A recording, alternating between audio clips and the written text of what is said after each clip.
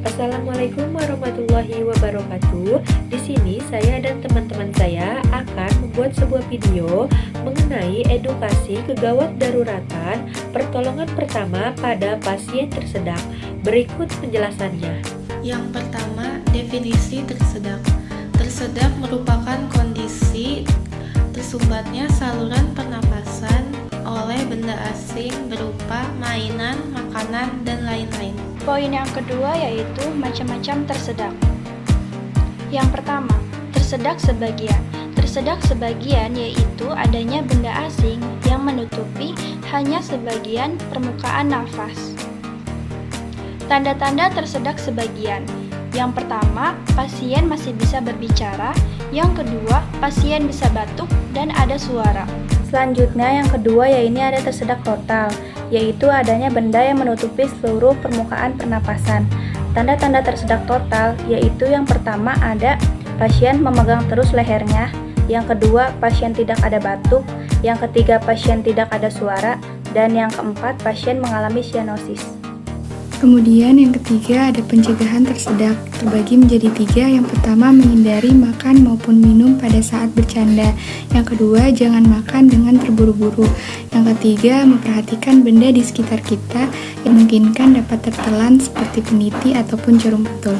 Yang keempat ada penanganan tersedak. Pertama, penanganan tersedak pada orang dewasa. 1. Tetap tenang. Hal ini dilakukan untuk menenangkan diri dan mengurangi keparahan kondisi tersedak. Yang kedua, berusaha batuk sekuat mungkin. Hal ini dilakukan untuk mendorong benda yang menyumbat di saluran pernafasan agar naik ke arah mulut sehingga bisa dimuntahkan. Yang ketiga, menggunakan teknik back blow.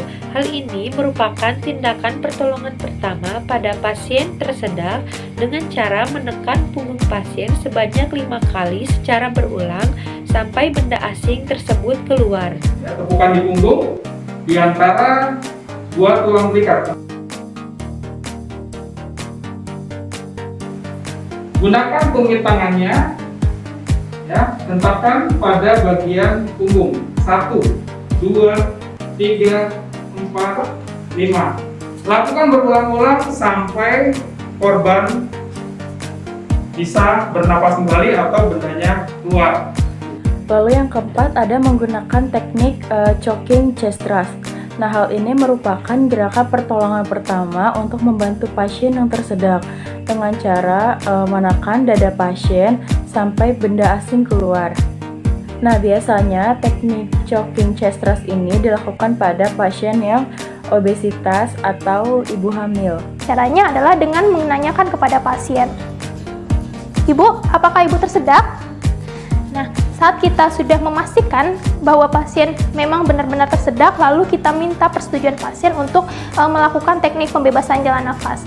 Lalu langkah selanjutnya, kita minta pasien terlebih dahulu untuk berdiri. Kita pasien untuk berdiri.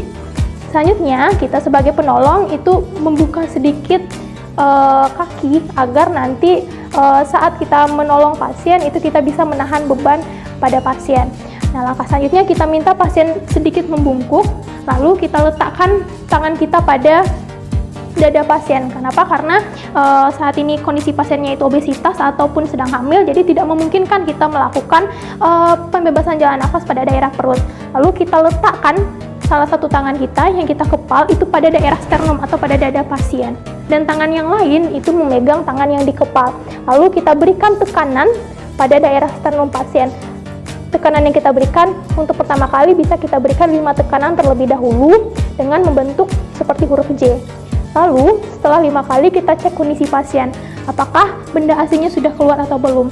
Kalau misalnya benda asingnya belum keluar, kita lanjutkan pemberian tekanan pada daerah dada. Nah, kita bisa berhenti melakukan teknik pembebasan jalan nafas dengan metode chest thrust ini ketika benda asingnya sudah keluar dari mulut pasien atau ketika nantinya pasien mengalami penurunan kesadaran. Ketika nanti pasien mengalami penurunan kesadaran, maka kita langsung panggil bantuan, lalu kita raba nadi pasien dan sembari bantuannya datang, kita lakukan CPR terlebih dahulu. 5. Menggunakan teknik Cooking Heimlich Maneuver. Hal ini merupakan gerakan pertolongan pertama untuk membantu orang tersedak dengan cara menekankan perut sampai benda asing itu keluar. Biasanya pada pasien yang berat badannya itu normal atau tidak obesitas. Kita pastikan kondisi pasien dalam keadaan sadar. Bagaimana cara kita memastikannya? Bisa kita langsung tanyakan kepada pasien, "Ibu, apakah ibu tersedak?" Nah, biasanya pada pasien dengan permasalahan choking atau tersedak ini biasanya mengalami kesulitan saat berbicara, tapi masih bisa kita ajak berkomunikasi dengan menggunakan bahasa isyarat. Nah, setelah kita pastikan kondisi pasien atau pasien memang benar-benar tersedak, lalu kita minta izin kepada pasien untuk melakukan teknik pembebasan jalan nafas dengan menggunakan Heimlich Maneuver ini. Nah, langkah selanjutnya kita minta pasien untuk berdiri. Ibu, silahkan berdiri. Kita pastikan posisi kita sejajar dengan atau tinggi kita sejajar dengan tinggi pasien. Lalu kita minta pasien untuk mengangkat sedikit tangannya dan selanjutnya kaki penolong kita buka atau kita lebarkan. Tujuannya untuk apa? Agar nanti kita bisa menahan badan pasien. Kita minta pasien untuk membungkukkan badannya sedikit. Selanjutnya kita bisa tempatkan tangan kita pada bagian perut pasien. Di mana posisinya? Untuk posisi peletakan tangan ini, satu tangan kita kepalkan dan kita letakkan di bagian perut pasien, lalu tangan yang lain kita letakkan di atas tempat kita mengepalkan tangan. Lalu selanjutnya kita berikan tekanan kepada perut pasien membentuk huruf J sebanyak 5 kali. Lalu setelah itu kita cek kondisi pasien apakah benda asingnya sudah keluar. Kalau misalnya benda asingnya belum keluar, kita lanjutkan pemberian tekanan sampai benda asingnya keluar atau sampai kondisi pasien mengalami penurunan kesadaran. Nah, kita bisa menghentikan pemberian teknik Heimlich Maneuver ini sampai benda asing tersebut keluar dari tubuh pasien atau sampai pasien mengalami penurunan kesadaran. Nah, ketika pasien mengalami penurunan kesadaran, segera laporkan atau segera minta pertolongan. Lalu selanjutnya kita bisa cek nadi pasien dan kita lakukan RJP sembari pertolongan datang. 6. Telepon nomor darurat. Apabila benda asing yang tersangkut sulit keluar dari tenggorokan dan pasien semakin sulit untuk bernafas, segera hubungi nomor telepon darurat dengan menghubungi 118 atau 119 untuk mendapatkan layanan ambulan atau layanan medis darurat. 2. Penanganan tersedak pada balita, bayi, dan anak. 1. Hindari menggendong atau mengangkat anak.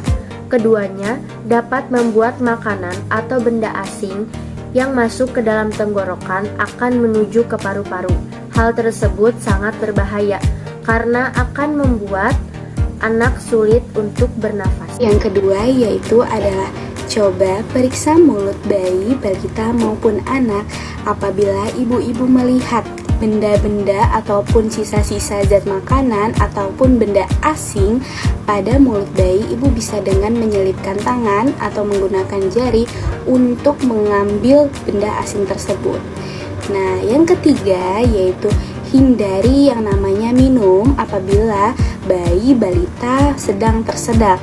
Maksudnya apa? Kenapa harus hindari minum? Ditakutkan saat sedang tersedak bayi balita maupun anak saat diberi minum itu benda asingnya bisa dapat lebih jauh lagi, bisa menuju paru-paru. Keempat, menggunakan teknik black blouse dan chest rest. Hal ini merupakan gerakan pertolongan pertama untuk membantu anak yang tersedak dengan cara menekan punggung dan dada anak sebanyak 5 kali sampai benda asing keluar. Kita posisikan bayi ini sebagai daging sandwich dan kedua lengan kita adalah rotinya.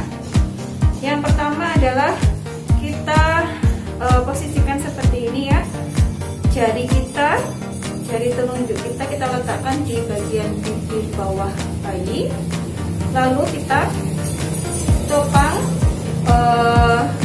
badannya dan kita letakkan di atas paha kita seperti ini dengan posisi kepala dia lebih rendah daripada posisi pantat bayi. Ya. Lalu kita lakukan 5 kali back blow di antara 2 tulang skapula dengan menggunakan tumit tangan seperti ini. Jadi tidak menggunakan jari, tetapi kita gunakan tumit tangan kita hentakkan 5 kali. 1, 2, 3, 4, 5. Selanjutnya kita balik bayi. Lalu kita letakkan bayi dengan posisi terlentang sama kepala lebih rendah daripada bagian bokong ya. Lalu kita letakkan jari manis dan jari tengah kita di antara 2 puting susu. Ya, seperti ini. Lalu kita lakukan chest thrust sebanyak 5 kali. 1, 2, 3, 4, 5. Lalu kita evaluasi apakah benda asingnya dia keluar ke dalam mulut atau keluar ke, mungkin kalau ada ASI atau ada makanan, apakah dia terdorong di dalam mulut. Kita evaluasi. Apabila tampak benda asing di dalam mulut, maka kita harus keluarkan dengan cara finger swab menggunakan jari kelingking. Kita susuri dari mukosa terdekat sampai mukosa terjauh. Jadi seperti kita mengait benda asing itu supaya keluar. Kita lakukan finger swab ini apabila memang tampak benda asing di dalam rongga mulut. Apabila tidak tampak, kita tidak boleh melakukan finger swab. Nah, apabila tidak tampak, contohnya benda asing tidak keluar, maka kita ulangi lagi prosedurnya. 5 kali back blow. 1, 2, 3, 4, 5. 5 kali chest thrust. 1, 2, 3, 4, 5. Dan dievaluasi kembali. Kita lakukan ini sampai benda asing yang memang benar-benar keluar, atau tiba-tiba pasien atau korban ini menjadi tidak sadar. Sekian video dari kami, kurang lebihnya mohon maaf. Wassalamualaikum warahmatullahi wabarakatuh.